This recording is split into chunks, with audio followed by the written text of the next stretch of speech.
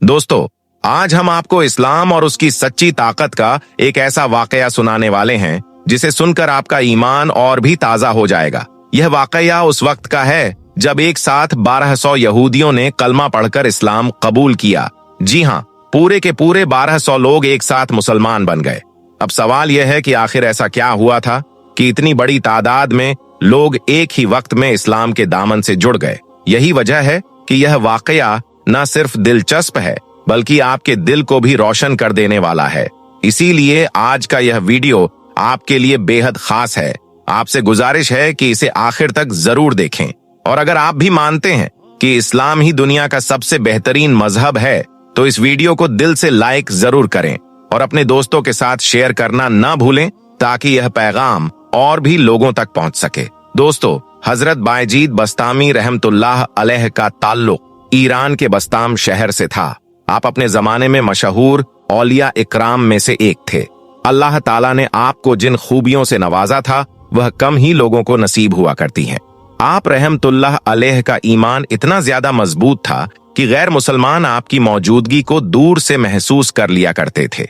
एक बार की बात है कि हजरत बायजीद बस्तामी रहमतुल्लाह अलैह ने अपने ख्वाब में देखा कि वह एक यहूदी के लिबास में किसी यहूदी इबादत खाने में मौजूद हैं और आपको चारों ओर से यहूदियों ने घेर रखा है, यानी कि आप यहूदियों के बीच में खड़े हैं। फिर नींद से जागने पर आप बहुत ज्यादा हैरान हुए और सोचने लगे कि आज आपके साथ में ऐसा क्यों हुआ है, यानी कि आज आपको इस तरह का ख्वाब क्यों दिखाई दिया है। खैर, फिर उस दिन आपने इस ख्वाब को इग्नोर कर दिया, लेकिन फिर जब बार बार आपको वही ख्वाब नजर आने लगा तो आपने उस ख्वाब के मुताल्लिक अमल करने का सोचा।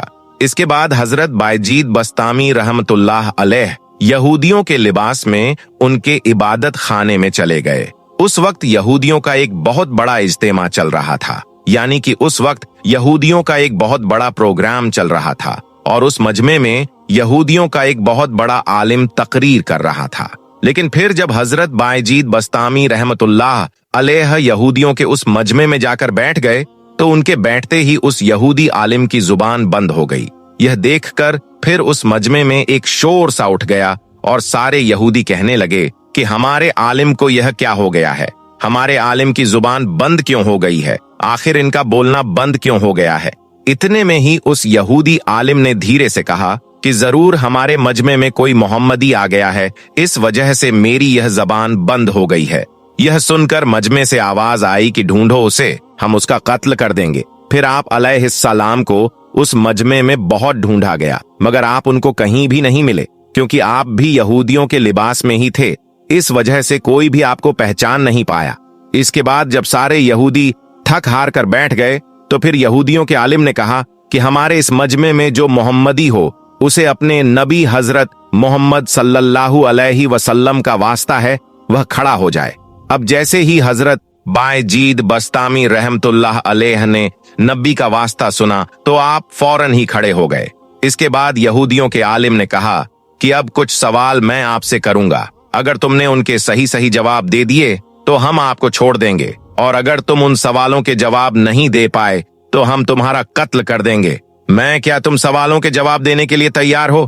तो इस पर हजरत बायजीद बस्तामी रहमतुल्लाह अलैह ने फरमाया कि मैं आपके हर सवाल का जवाब देने के लिए तैयार हूँ, मैं आपके हर सवाल का जवाब दूंगा, लेकिन फिर मैं आपसे सिर्फ एक सवाल करूंगा, क्या तुम मेरे उस सवाल का जवाब दोगे? तो इस पर यहूदी आलिम ने कहा कि हाँ, मैं आपके उस सवाल का जवाब जरूर दूंगा। दोस्तों, अब पूरा मजमा खामोश होकर बैठ गया और सवालों का सिलसिला शुरू हो गया। यहूदी आलिम ने मजमे की तरफ देखा, फिर तल्ख भरे लहजे में पहला सवाल किया कि वह एक बताओ जिसका दूसरा नहीं है। तो यह सुनकर हजरत बायजीद बस्तामी रहमतुल्लाह अलैह ने फरमाया कि अल्लाह एक है, उसका दूसरा नहीं है। फिर यहूदी आलिम ने पूछा कि वह दो बताओ जिसका तीसरा नहीं है।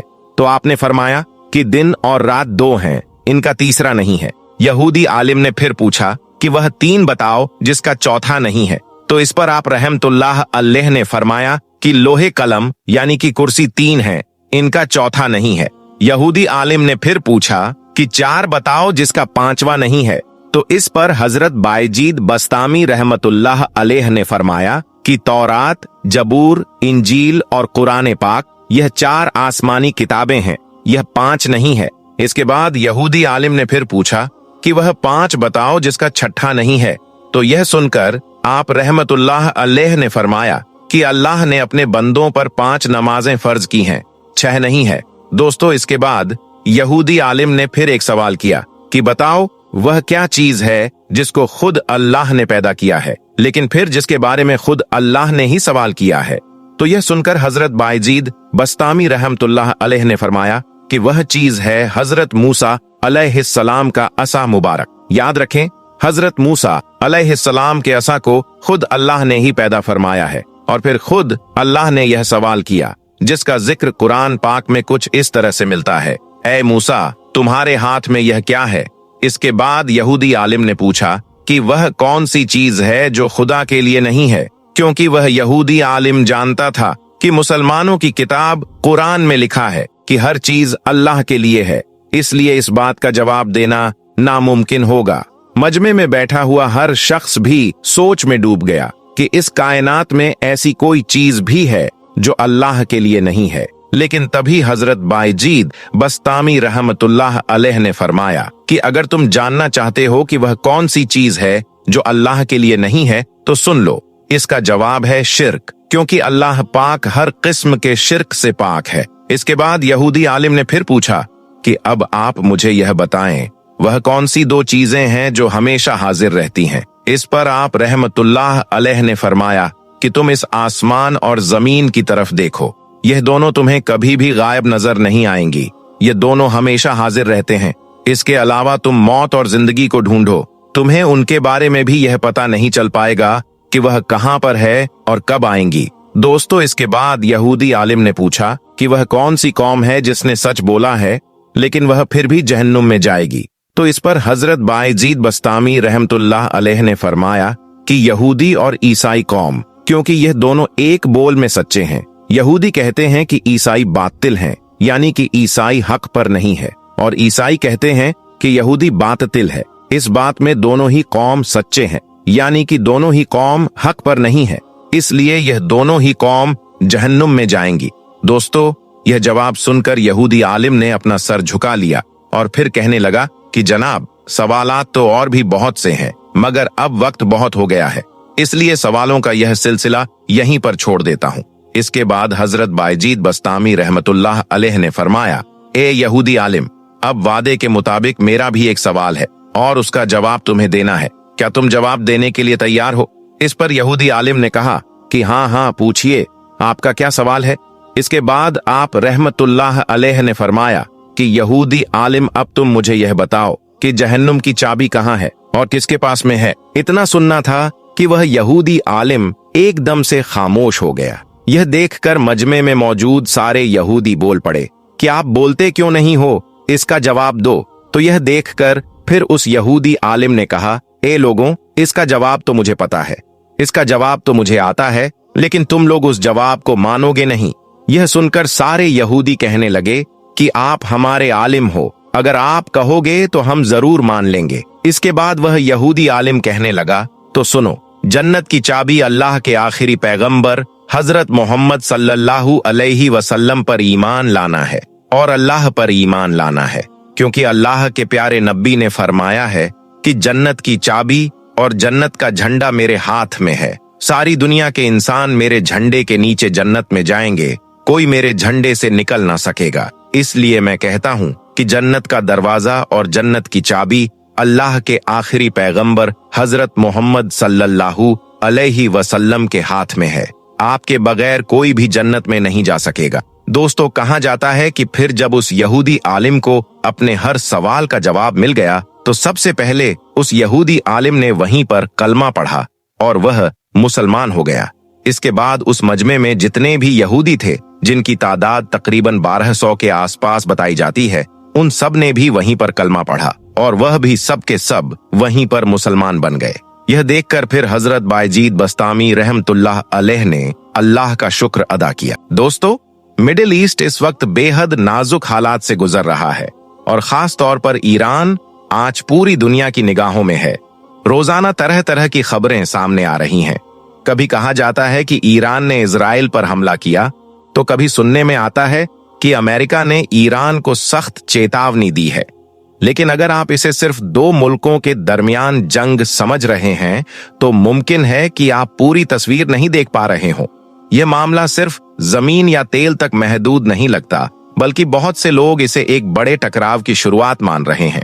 एक ऐसा टकराव जिसका जिक्र हमारी मजहबी किताबों और हदीसों में तकरीबन 1500 साल पहले किया जा चुका है। इस वक्त ईरान से ऐसी रिपोर्ट्स सामने आ रही हैं जिन्होंने दुनिया भर के उलेमा, मुफक्किरीन और समझने सोचने वाले लोगों को हैरत में डाल दिया है।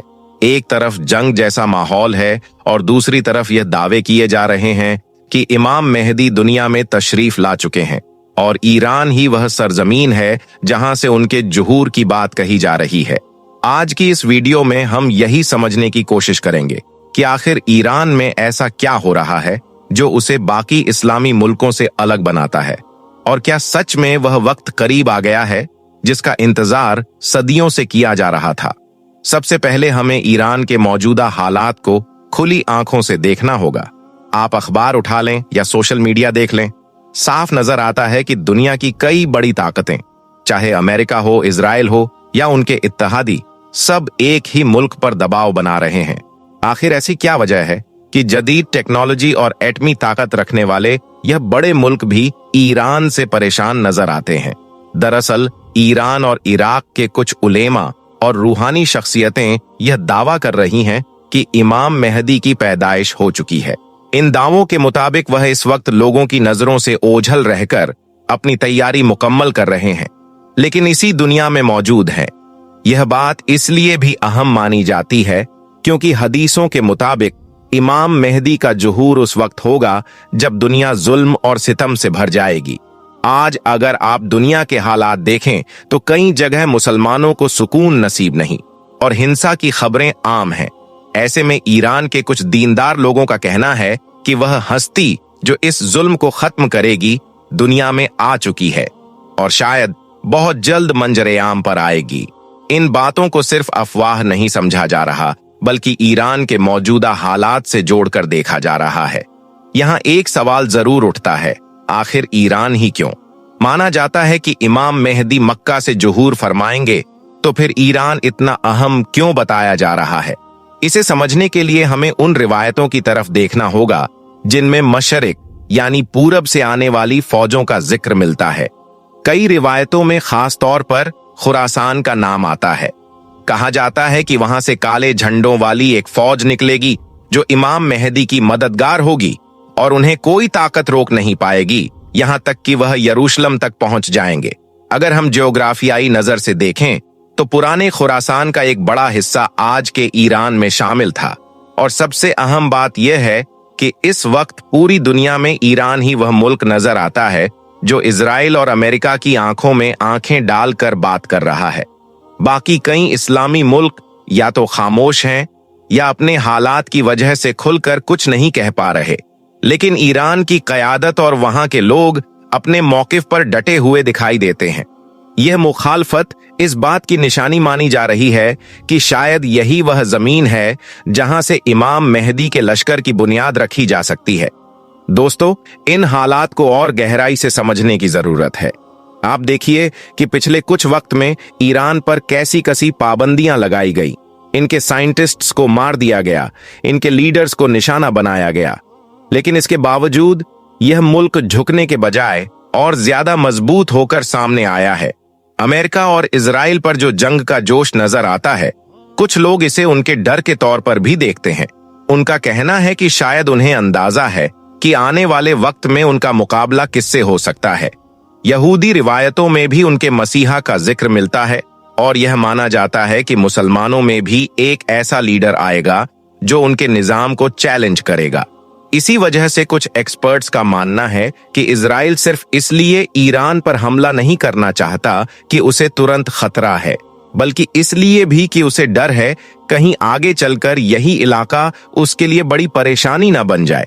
इसलिए वे चाहते हैं कि किसी बड़ी ताकत के उभरने से पहले ही उसे कमजोर कर दिया जाए। दोस्तों, एक और अहम बात जिस पर गौर करना जरूरी है वह यह है कि कयामत की कई छोटी निशानियों का जिक्र मिलता है, जैसे वक्त का तेजी से गुजरना, समाज में बुराइयों का बढ़ना, ऊंची ऊंची इमारतों का बनना और इल्म का कम होना। बहुत से लोग मानते हैं कि यह सब बातें आज की दुनिया में साफ नजर आती हैं। अब बात अक्सर बड़ी निशानियों की होती है।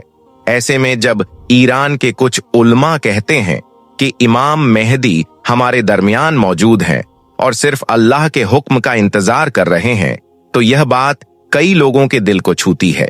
उनका कहना है कि ईरान की मौजूदा तैयारी, जैसे मिसाइल प्रोग्राम और फौज, सिर्फ किसी मुल्क से लड़ने के लिए नहीं बल्कि एक बड़ी जिम्मेदारी के लिए हो सकती है, जिसकी कयादत इमाम मेहदी करेंगे। यानी जो तनाव हमें नजर आ रहा है उसे कुछ लोग आम सियासी टकराव नहीं बल्कि अल्लाह की योजना का हिस्सा मानते हैं, जो धीरे धीरे आगे बढ़ रही है।